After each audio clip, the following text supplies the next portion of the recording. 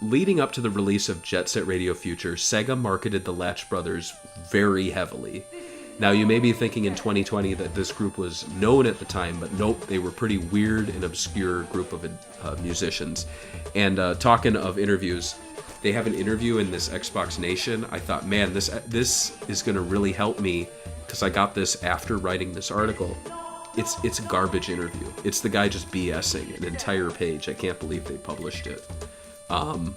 He's just like in character talking about like we had a mouse, and the mouse was like made of like electronic pizza, and he told us, and you're just like, what are you talking about, dude?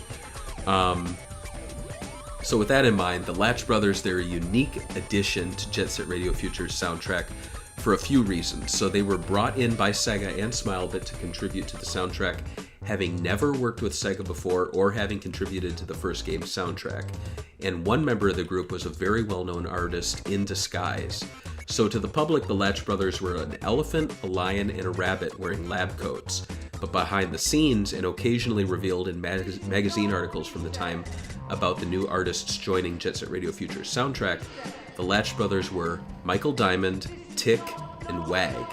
Michael Mike D. Diamond, known in the group as the Latchin' Duke, is the most well-known of the trio, having been a founding member of the New York City hip-hop group The Beastie Boys and co-founder of the record label Grand Royale. You know this guy, right, George? Yeah, I've heard of him, Mike D. Yeah. Kenny Tick Selkido, known in the group as Count Ticula, who you'll hear him throughout the soundtrack. Like, they'll be going, Count Ticula, and you're like, what the hell does that mean?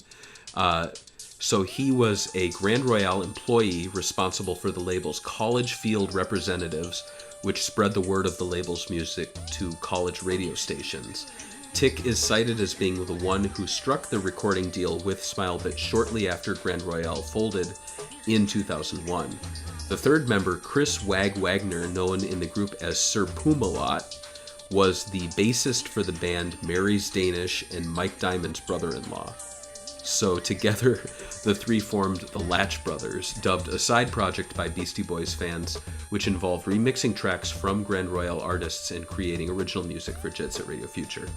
So Beastie Boy fan sites, they list several artists the Latch Brothers have remixed. These include the one you've heard on the Jet Set Radio Future soundtrack, as well as people like the Beastie Boys themselves, At the Drive-In, Murder City Devils, etc. The only one I could find was At the Drive-In online, so it's like really hard to find their stuff out there. It's probably buried in like some CD they handed out at a concert back in like 2001, who knows. Of the 8 tracks the Latch Brothers contributed to the game, 3 were remixes of tracks from Grand Royale talent, including Brand Van 3000's The Answer, featuring the well-known Jesus Christ thing I talked about, The Prunes Rockin' the Mic, and BS 2000's The Scrappy. The 5 remaining tracks from the group were specifically made for the game, including Latch Brother Bounce, Kodo Stomp, Count Latchula, Ill Victory Beat, which became Professor K's tune of choice for the exposition scenes, and Me Likey the Poom Poom. In listening to the 8 tracks the Latch Brothers contributed to the soundtrack, there is a very eclectic and exotic nature to the music that perfectly suits Jet Set Radio Future. Much of their music can be heard in the sewer sections of the games, which is a fitting place given the group's tendency for slower-paced tracks featuring echoes and distortion. It's hard to put into words exactly, but their music just perfectly suits certain locations in Tokyoto.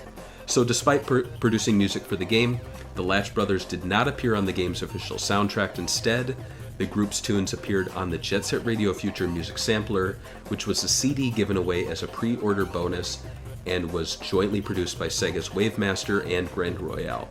Featured on the CD were 11 tracks, including 8 of the 6 Latch Brothers songs. The Answer and The Scrappy were not included.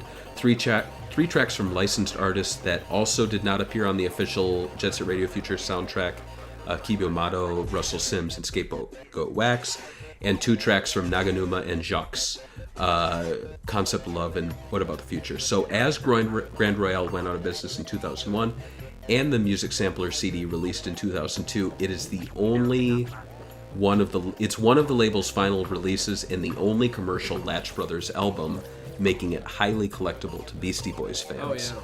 So following Jet Set Radio Future's release, Latch Brothers seemingly dissolved, likely due to folding of Grand Royale.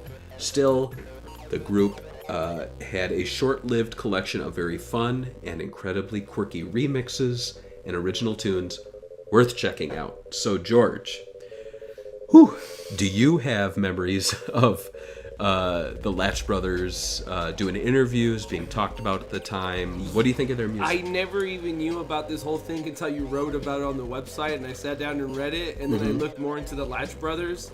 And right now I was actually just doing a little bit of Google search about like what releases, and like you said, it only had that release, the sampler that was official.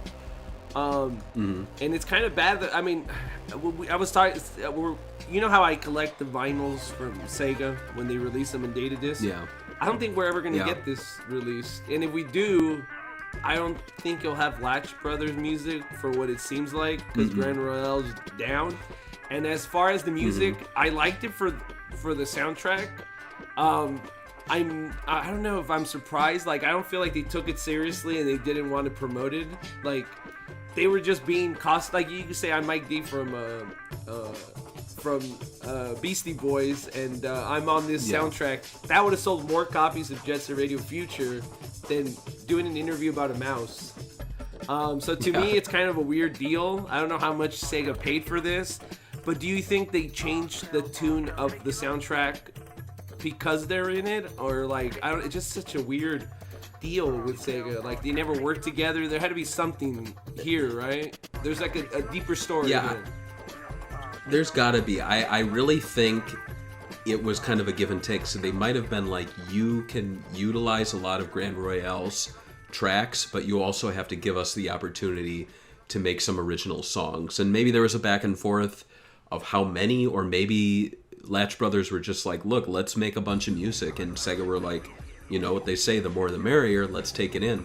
But I think what's really interesting is Latch Brothers, because they did so much for the soundtrack, they really kind of take it over. Like, the game, Jet Set Radio Future soundtrack is like, feels like it's half Latch Brothers, which is a large amount when you consider the original game maybe felt more like 25% Hideki Nakanuma. And I don't know how Hideki feels about the Latch Brothers. I'm sure he doesn't care.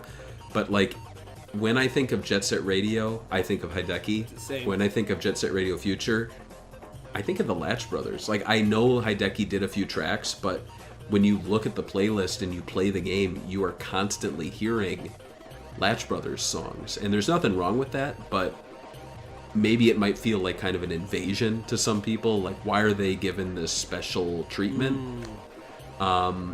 It is weird, though, because, like you said, they don't promote it as a Beastie Boys guy doing the music.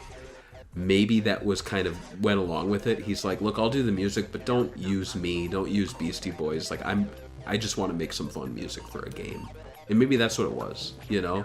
I mean, you get that sometimes with actors. They'll be like, I'll do a cameo, but I'm not doing press tours.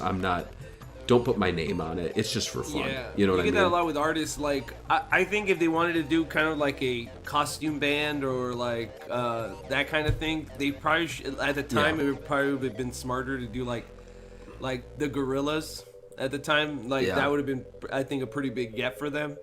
I don't know how much this cost them. I was going to tell you, did you know that there's a company that releases vinyls, unofficial vinyls, and they released a Jet Set Radio Future soundtrack with the Latch Brothers album things?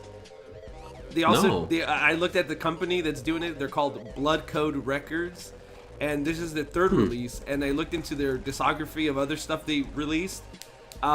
Sonic and Knuckles original soundtrack they also did on vinyl, which is kind of weird. It's just like, I guess there's a company out there, and these all came out last year, so it's like, that's interesting. Totally against the law, just letting you know. But I know you're a collector. It's expensive, yeah, too. You're looking at it. Jesus Christ, $350 is the only one I see for sale. Yeah.